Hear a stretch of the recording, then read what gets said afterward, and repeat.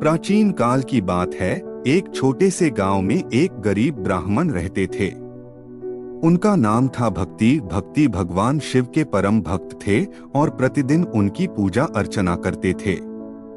उनके पास बहुत ही कम साधन थे, फिर भी वे शिवजी के प्रति अपनी आस्था में कभी कमी नहीं आने देते थे। भक्ति के परिवार की आर्थिक स्थिति बहुत खराब थी।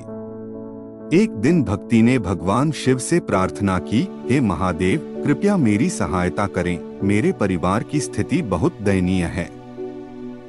भगवान शिव उनकी प्रार्थना सुनकर प्रकट हुए और बोले, वत्स, तुम्हारी भक्ति ने मुझे प्रसन्न कर दिया है, तुम क्या चाहते हो?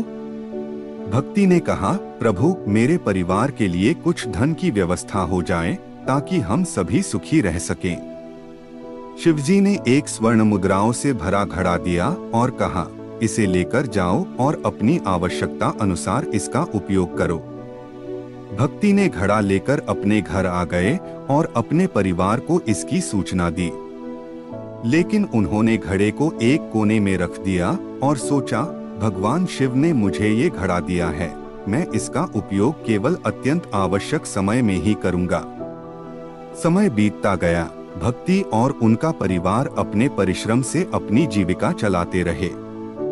उन्होंने कभी उस घड़े का उपयोग नहीं किया। लेकिन एक दिन गांव में एक बड़ा अकाल पड़ा। लोगों को भोजन और पानी की भारी कमी हो गई। तब भक्ति ने सोचा, अब समय आ गया है भगवान शिव के दिए हुए घड़े का उपयोग करने का। उन्होंने घड़े को खोला और देखा कि उसमें स्वर्ण मुद्राएं वैसे की वैसे ही थीं। भक्ति ने उन मुद्राओं को गांव के लोगों में बांट दिया। उन्होंने अपने परिवार के लिए भी थोड़ा धन रखा और बाकी को जरूरतमंदों में वितरित कर दिया।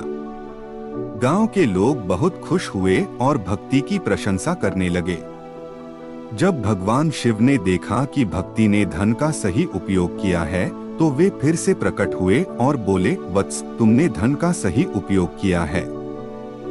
अब तुम्हारे घर में हमेशा सुख और समृद्धि बनी रहेगी। भक्ति ने भगवान शिव का आभार प्रकट किया और हमेशा उनकी भक्ति में लगे रहे। इस प्रकार भगवान शिव की कृपा से न केवल भक्ति का परिवार बल्कि पूरा गांव सुखी और समृद्ध हो गया। इस कहानी से यह शिक्षा मिलती है कि सच्ची भक्ति और निस्वार्थ सेवा का फल अवश्य मिलता है और भगवान शिव अपने भक्तों की सच्चे मन से की गई प्रार्थना को अवश्य सुनते हैं।